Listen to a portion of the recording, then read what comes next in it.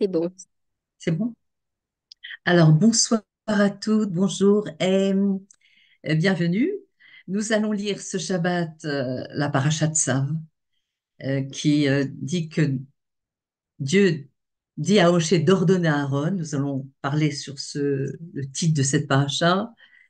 Et en préambule, j'ai lu que, en fait, pratiquer le judaïsme n'est pas, contrairement à ce que l'on pourrait penser, une affaire de mitzvot uniquement. C'est sûr que ça constitue le critère essentiel de la vie juive.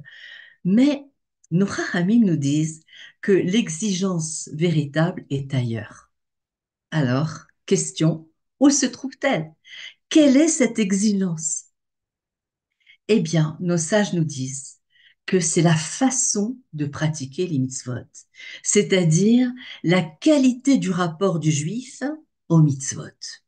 Et justement, notre étude va porter sur ce point concernant le misbéach, l'autel de sacrifice, qui nous permettra de comprendre de quelle manière on doit se lier, s'attacher avec Hachem afin de le servir de la meilleure façon possible. Et justement, au sujet du Misbéach, l'autel sur lequel on offrait des sacrifices, le verset, un des versets qui est de façon récurrente expliqué par la Chassidoute, ce verset nous dit Esh tamid, tukad ala misbéach lo tirbe. C'est-à-dire Esh tamid, un feu perpétuel, un feu continuel, tukad, sera entretenu sur l'autel et ne l'eau tirbe, il ne devra jamais s'éteindre. Et nous mettre d'expliquer, quelle que soit l'époque, quelle que soit la situation, ce feu devait brûler en permanence sur l'autel des sacrifices. Et la tradition nous rapporte que le sanctuaire du désert n'était pas seulement une construction physique, mais aussi et essentiellement le reflet de l'homme. On nous explique que chaque partie du temple avait sa contrepartie humaine et devait permettre aux Juifs d'éveiller en lui son amour pour Dieu. Puisque pour servir Dieu, nous avons besoin de l'amour et de la crainte de Dieu. Alors, puisque chaque élément de, de, de l'autel représente une partie du corps humain, que représente l'autel, le misbéach sur lequel on offrait les sacrifices? Eh bien, l'autel, le misbéach, représentait le cœur de l'homme, c'est-à-dire l'Ève Shel Adam. Finalement, l'autel symbolise le cœur humain parce que, on peut le comprendre, eh bien, c'est l'espace en chacun de nous le plus capable de sacrifice. Le cœur a cependant besoin d'un feu continu qui brûle en lui pour ressentir de l'empathie, expérimenter la profondeur de l'amour. Il doit être un feu passionné, enflammé, enthousiaste, nous dit la Chassidoute. D'ailleurs, ce mot itlahavut en hébreu, qui veut dire l'enthousiasme, lahav qui vient de la flamme, s'enflammer, s'enthousiasmer, ça fait partie des éléments très essentiels pour servir Hachem. Mais on pourrait se dire comment? Il y a des moments où nos cœurs et nos âmes sont inspirés, enflammés. On se dit, ah là, ce matin, qu'est-ce que j'ai bien prié? Pourquoi c'est pas comme ça tous les jours?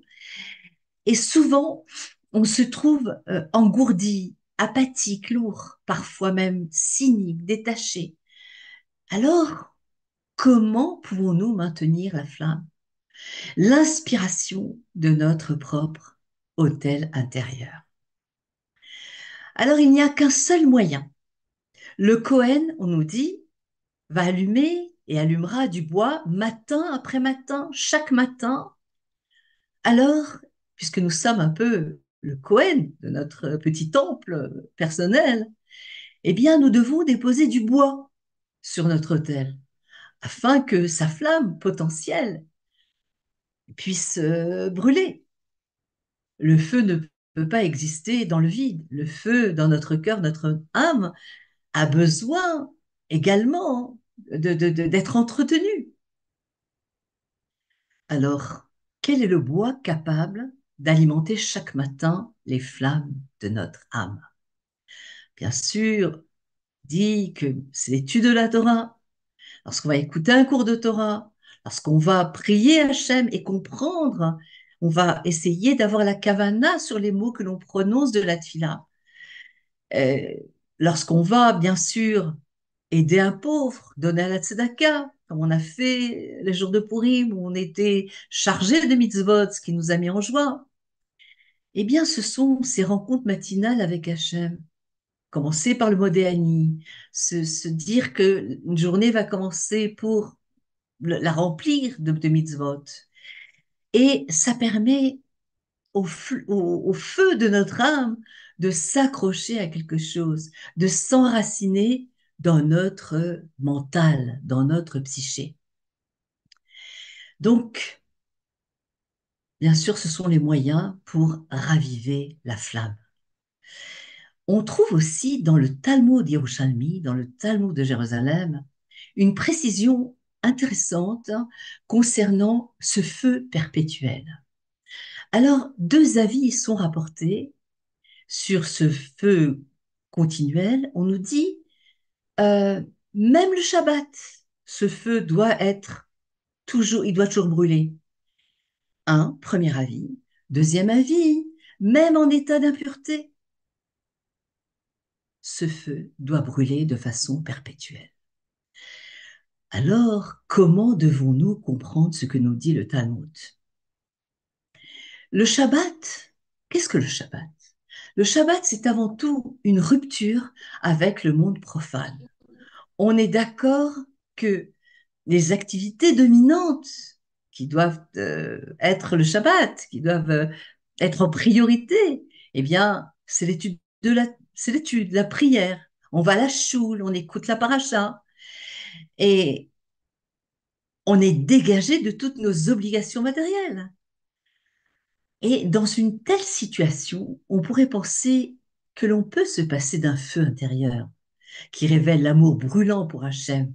Pendant tout le Shabbat, on prie tranquillement, on se sent justement, comme on vient de dire, libre des obligations matérielles. Après le repas, on peut ouvrir un sefer. Que peut-on espérer de plus? Eh bien, Rami nous explique que le risque est grand de perdre le cœur de la vie juive, c'est-à-dire, comme on a dit plus haut, l'enthousiasme, l'exaltation pour Dieu. En bref, que l'on devienne comme un automate, comme une machine à pratiquer les mitzvot complètement désincarnée. C'est la raison pour laquelle on explique dans ce Talmud Yerushalmi que même le Shabbat, un feu perpétuel devait brûler. Parce qu'on aurait pu estimer avoir atteint les plus hauts sommets qui font référence au Shabbat, puisqu'on nous dit que Shabbat est un soixantième du Olam Haba, du Gan Eden. Eh bien, on ne peut pas se passer de l'émotion dans le judaïsme, c'est-à-dire la spontanéité enthousiaste pour une mitzvah, de ce désir de courir pour une mitzvah. D'ailleurs, le nom de notre paracha, comme on a dit au début, Tsav. Qu'est-ce que nous dit Rashi à ce sujet? Il nous dit que Tsav exprime un ordre, puisque Tsav, la mitzvah, qui exprime le zèle. Sois empressé pour maintenant et pour les générations. Et d'être zélé pour Dieu. Car, en fin de compte, si devant mon enfant, ma pratique de la vie juive est nonchalante et, bon, un petit peu froide, eh bien, je risque fort un détachement du judaïsme de la part de mon enfant. Mais si au contraire, ma pratique des mitzvot est pleine d'ardeur chaleureuse, alors mon enfant verra que rien n'est plus important que cela et va souhaiter, bien sûr, à son tour, de s'y attacher de tout son cœur. Et le Talmud nous a dit un deuxième avis. Il nous dit d'entretenir ce feu perpétuel, même en état d'impureté. Qu'est-ce que ça signifie? Ça, c'est le Chassidou nous explique dans une sira du Rabbi que cela vient nous souligner une autre éventualité. c'est-à-dire lorsqu'un juif s'est complètement coupé de toute vie juive. Il peut être amené à penser que le lien qui le rattache au judaïsme est définitivement rompu, chas shalom. Comme on a vu, ces temps que nous vivons, là, ces mois que nous avons vécu se réveillent. Eh bien, c'est à lui que s'adresse aussi notre commentaire.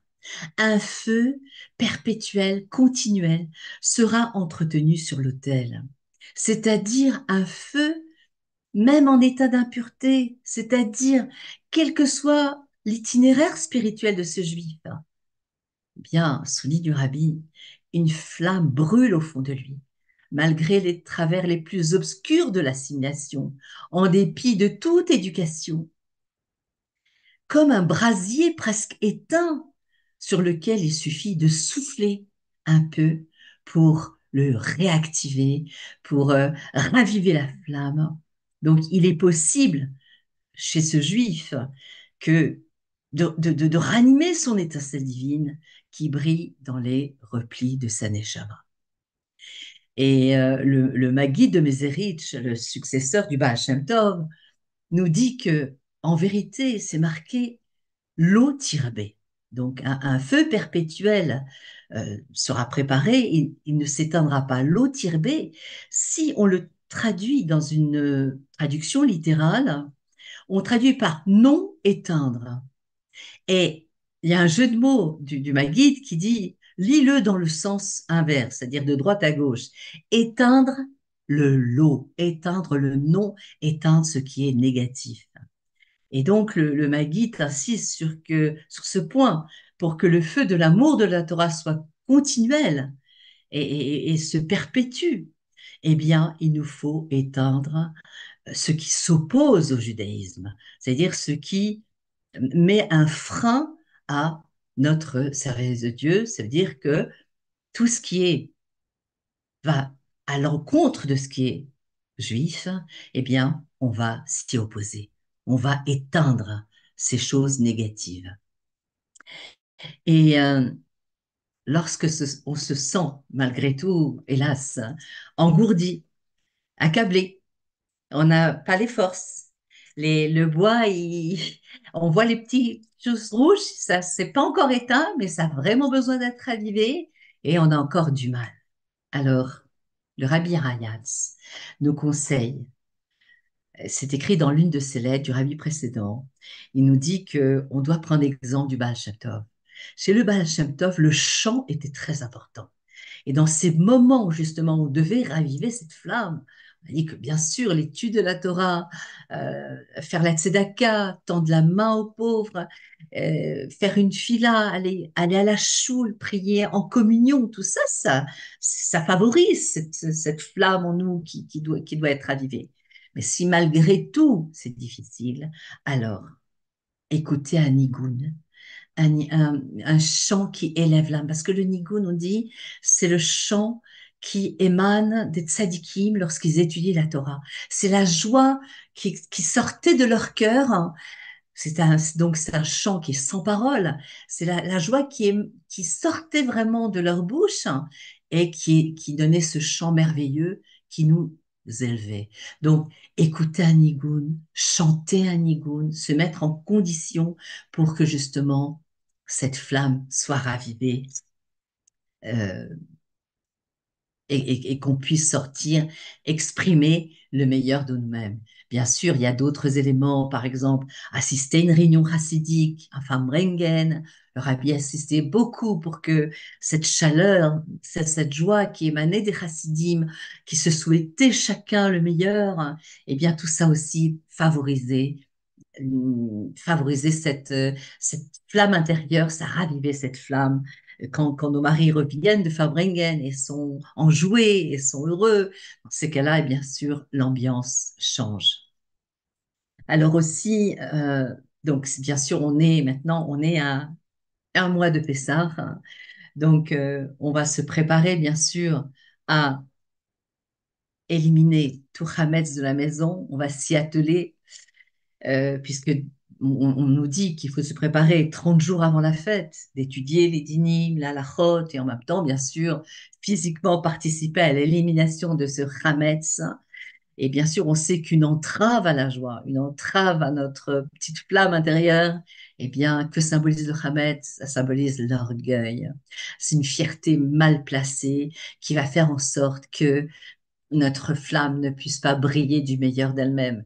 Donc, lorsqu'on va faire, on va mettre notre tablier, on va aller chercher ce chametz, on va aussi aller dans les recoins de notre personnalité pour éliminer ce chametz, pour éliminer cet orgueil qui nous entrave à l'enthousiasme pour servir Hachem. Et on sait que dans chaque mitzvah, Dieu nous donne les kochot. Donc, on sait que on va y arriver. On arrivera au Seder. J'espère qu'on là, on aura la vraie délivrance, la Géoula totale. Hachem va voir nos efforts, va voir qu'on ranime notre flamme intérieure. Et c'est sûr et certain que ce Pessah, et peut-être avant, espérons, eh bien, on aura la Géoula Amitit V'Ashlema Bekarov Mamash. Alors, je vous souhaite Shabbat Shalom ou Mevorach et Rak Besorot Tovot. Amen, Shabbat amen, amen. shalom. Shabbat Très C'était beau, Shalom. super. Comment? très Shabbat יישר כוח, C'était super. super. Et Merci. Charcoa. Voilà. Et qu'Hachem il nous aide à mettre en pratique de raviver notre flamme. Et quand Hachem il veut voir qu'on est joyeux, parce que Simcha pour être cette guédère, la joie elle repousse toutes les limites. Donc on va s'en sortir, on va sortir de ce galoute. Bekarov. Amen, amen. Amen. Super, merci beaucoup. Alors, à tout à l'heure pour le cours sur texte de Darmalchut avec Léa, à 8h30, si Bezrat Dieu veut. Hashem. Bezrat Hashem. Merci beaucoup, Donc, dans Raya. 2 heures. Merci à toutes. À tout à l'heure.